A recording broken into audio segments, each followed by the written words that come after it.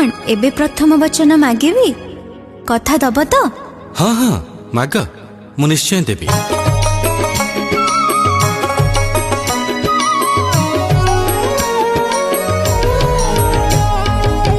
प्रथम वचन दिया हे भाभी पति, कथा दिले दुहे हेबा पति ओ पत्नी।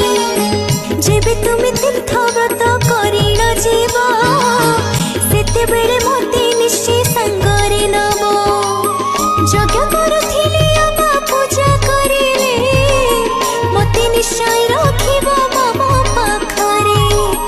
ए वचन दिया को शपथ करिण, प्रथम घेराटी देवे हेम पूरण।